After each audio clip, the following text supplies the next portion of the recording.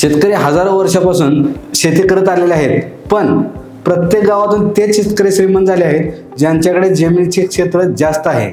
आज असे कित्येक शेतकरी आहेत जे जेवढं उत्पन्न घेतात तेवढं सगळं उत्पन्न त्यांच्या कुटुंबाचं पोट भरण्यासाठीच त्यांना वापरावं लागतं। अशा शेतकऱ्यांना एक शाश्वत उत्पादनाचा मार्ग म्हणजे दूध उत्पादन। मित्रांनो, याच दूध उत्पादनाला शेतकरी आपला प्राथमिक व्यवसाय बनवू शकतात आणि ते कसे हेच मी तुम्हाला सांगणार आहे आपल्या आजच्या व्हिडिओमध्ये। नमस्कार मित्रांनो, मी रेवण जाधव आपलं स्वागत करतो आपल्या आजच्या व्हिडिओमध्ये, ज्यात शेतकरी दूध उत्पादनाला आपला प्राथमिक व्यवसाय कसा बनवू शकतात यावर मार्गदर्शन करणार आहे। मित्रांनो, तुम्हाला एक गोष्ट माहीत नसेल की दिवसाला भारतात 200 मेट्रिक टन दुधाची गरज आहे, पण दिवसाला आपल्या देशात 160 ते 170 मेट्रिक टनच दूध उत्पादनाचं उत्पन्न केले जाते। म्हणजे प्रत्येक दिवशी देशाला 30 ते 40 मेट्रिक टन दुधाची कमतरता भासते। यामुळे देशामध्ये दुधाची मागणी ही कायम वाढतच राहणार आहे।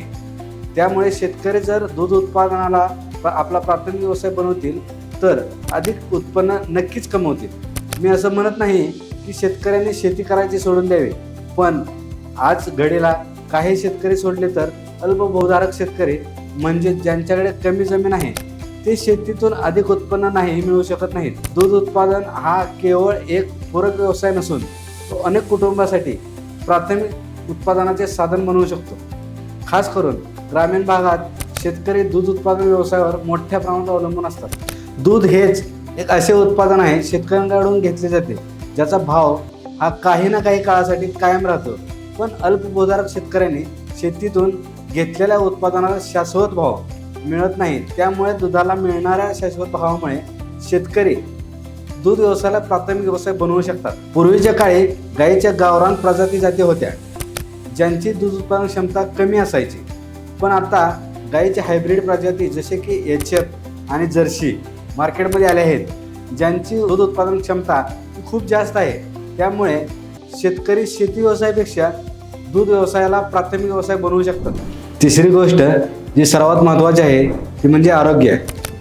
पूर्वी गायीच्या आरोग्याची काळजी घेण्यासाठी तेवढ्या वैद्यकीय सुविधा नसायच्या।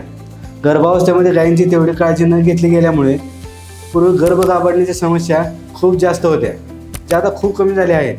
शिवाय पशुखाद्य आणि दूध वाढीचे क्षार मिश्रण यामुळे गायींचे आरोग्य कायम निरोगी ठेवून तुम्ही अधिक दूध उत्पादन मिळवू शकता। गायीच्या दूध वाढीसाठी व आरोग्यासाठी तुम्ही कृषी क्रांती ॲग्रोवेटचे प्रोडक्टसुद्धा वापरू शकता।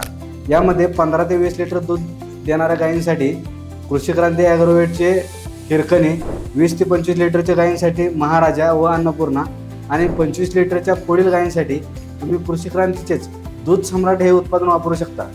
कृषी क्रांती ही शेतकऱ्यांना व दूध उत्पादकांना उत्तम दूध उत्पादन मिळवून देण्यासाठी कार्यरत असणारी ही कंपनी आहे।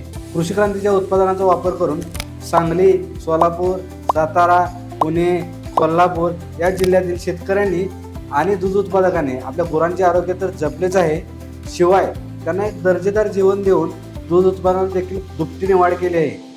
तेव्हा संपूर्ण महाराष्ट्रभर आणि त्यानंतर भारतभर कृषी क्रांतीला पोहोचवण्याचा आमचा मानस आहे। त्यामुळेच कृषी क्रांतीचे डिस्ट्रीब्युटर बनून तुम्ही प्रतिमाह 50,000 ते 1 लाख रुपयापर्यंतची कमाई करण्याची संधी प्राप्त करून देत आहे। जर तुम्ही डिस्ट्रीब्युटर बनवू इच्छित असाल किंवा गुरांच्या आरोग्यासाठी कृषी क्रांतीच्या उत्पादनाचा वापर करू पाहत आहात तर आत्ताच आपल्या कृषी क्रांतीला भेट द्यायला विसरू नका। व्हिडिओ आवडल्यास लाईक करा, शेअर करा आणि चॅनलवर नवीन असाल तर चॅनलला नक्की सबस्क्राईब करा आणि बेल आयकॉन प्रेस करायला विसरू नका। चला तर मग भेटूयात अशाच महत्त्वपूर्ण व्हिडिओमध्ये। नमस्कार।